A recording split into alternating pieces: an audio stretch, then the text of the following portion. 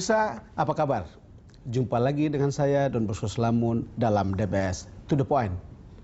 Program yang setiap pekannya menghadirkan para newsmaker atau pembuat berita.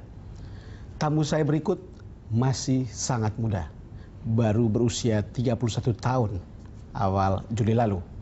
Dialah aktor di balik Gojek yang sekarang menjadi buah bibir warga Jakarta dan sekitarnya. Lulusan MBA Harvard Business School ini pintar menangkap peluang di depan matanya. Kita hadirkan pendiri Gojek, itu Nadiem Makarim. Nadiem, terima kasih sudah datang ke DBS To The Point. Terima kasih mengundang saya.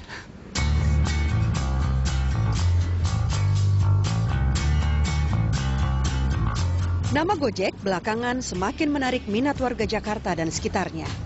Gojek, sebagaimana ojek konvensional, melayani jasa transportasi warga yang diburu waktu akibat kemacetan Jakarta. Bedanya, Gojek diorganisasi secara online. Sementara ojek konvensional merupakan inisiatif orang per orang yang tidak dikelola dalam satu atap. PT Gojek Indonesia didirikan Nadiem Makarim pada Maret tahun 2011.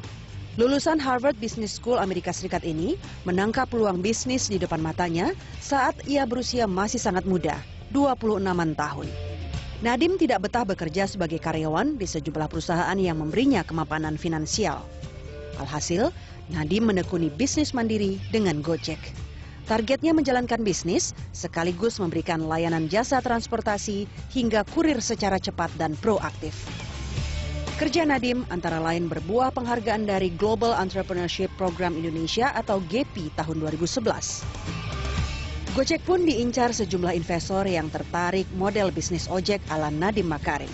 Mulai dari investor asal negeri jiran Malaysia hingga Amerika Serikat.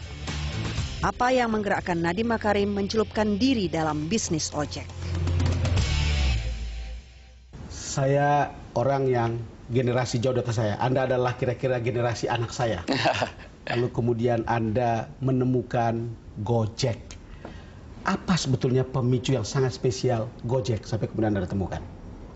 Sebenarnya kalau bisa dibilang picuan utama itu adalah kebutuhan saya sendiri ya. Kebutuhan diri sendiri? Iya, saya emang dari dulu tuh naik ojek kemana-mana. Karena naik mobil itu nggak sempet meeting-meeting di sekitar Jakarta. Tapi menurut saya itu sistem ojek yang sekarang ada itu sangat tidak efisien. Baik kasihan konsumennya, kasihan juga driver ojeknya. Dari satu sisi driver ojek itu bisa kerja 14 jam tapi cuma ngambil 3-4 pelanggan.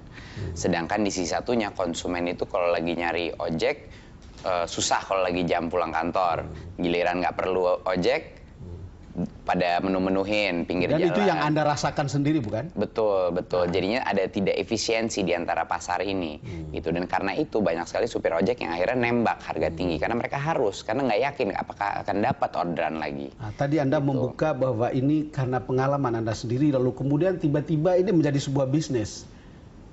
Apa yang memicu itu kemudian tiba-tiba Anda pikir, ini sebuah bisnis? Kalau buat saya sih motivasi saya utama itu adalah untuk memecahkan suatu masalah. Dan satu-satunya cara untuk mengembangkan suatu solusi yang berkesinambungan dan dengan skala yang besar adalah melalui bisnis. Karena itu sustainable. Jadi social impact yang ingin saya achieve dan ingin tim saya achieve itu sustainable. Hanya dengan bisnis model lah kita bisa mencapai skala seperti ini. Iya, kan tentu ada pikiran-pikiran bahwa misalnya Jakarta itu bagi setiap orang persoalan utamanya adalah macet, bukan? Betul.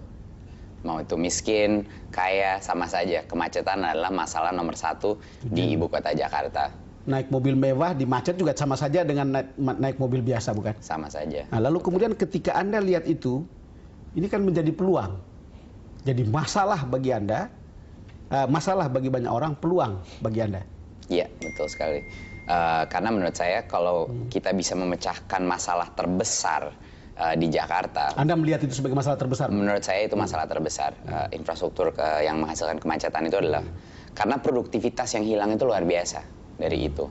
Dan produktivitas itu bukan hanya dasar ekonomi, tapi juga kualitas kehidupan setiap orang. Orang pulang kantor kalau 2 jam dia nggak bisa ketemu anaknya sebelum anaknya tidur, ya kan? Kalau orang bisnis meeting telat, dia bisa lose deal itu atau kontrak. Jadi itu kualitas kehidupan seorang itu sangat terafek ya, sangat terdampak ya terhadap kemacetan ini. Jadinya satu solusi yang bisa bukan mengatasi itu, tapi memitigasi efeknya sedikit, mengurangi gitu, mengurangi tidak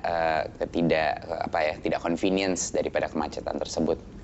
Nadim, banyak orang pandai memecahkan masalah, pandai memahami masalah, tapi tidak banyak orang yang pandai memanfaatkan peluang dari masalah itu.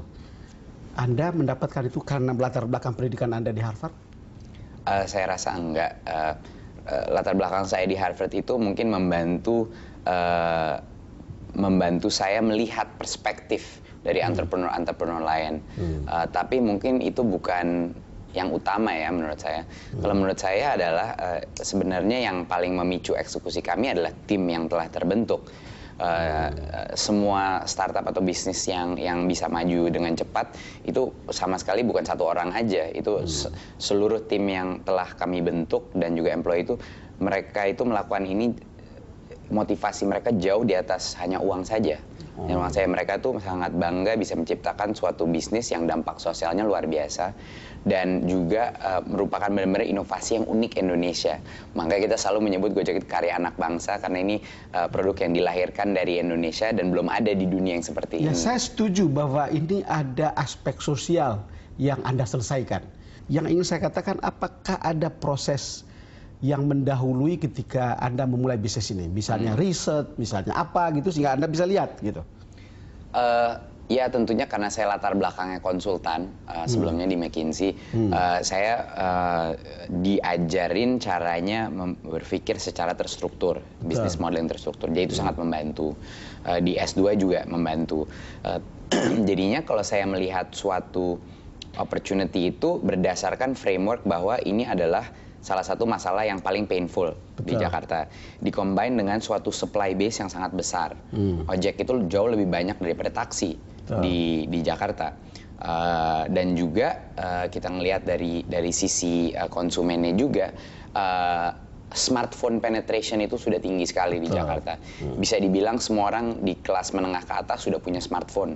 Bahkan sekarang menengah ke bawah pun banyak juga yang sudah punya smartphone. Gitu. Jadinya kombinasi itu dan timing berarti ya, kayak menurut kami sudah pas untuk melaunch mobile app untuk menghubungkan antara ojek-ojek dan konsumen di Jakarta. Nadim, jadi sudah ada smartphone, sudah ada ojek, pengendara ojek tersedia di lapangan. Modal Anda lalu apa? Ya untuk awalnya ya kita belum ada investor ya, jadi pakai modal sendiri, teman-teman gitu ya, keluarga gitu dulu, mulai kecil-kecil. Jadi modalnya ya motivasi, modalnya adalah keinginan untuk membenarkan sesuatu yang menurut saya sudah waktunya dibenerin gitu, suatu sistem. Jadinya dan modal itu terutama adalah tim. Tim yang hebat adalah satu-satunya ciri menurut saya bisnis yang bisa sukses. Kalau Anda bicara soal uang, berapa? Oh, saya nggak bisa bilang berapa awal modalnya, tapi awalnya nggak besar. Pasti nggak besar. Kan? Kita kantornya saya masih ingat dulu di Jalan Kerinci gitu, kayak ruko kecil, mungkin 50 meter persegi, semuanya manual pakai telepon. Tadinya pelanggan kita semuanya cuman keluarga sama teman-teman, tapi lama-lama langsung full, jadi kita harus pelan-pelan ekspansi gitu. Jadi menarik sekali perkembangan dari zaman itu. Jadi kreativitas itu tidak ada batasnya kelihatannya. Menurut saya sih kreativitas adalah langit batasnya. Itu adalah aset negara ini yang akan paling tinggi nilainya dalam waktu ke depan, apalagi dengan revolusi teknologi. Kreativitas itu kunci sebenarnya, lebih daripada intelijensi biasa aja gitu. Kreativitas menurut saya value-nya lebih tinggi. Nadim, kita jeda dulu. Pemirsa, kami akan segera kembali selepas jeda break.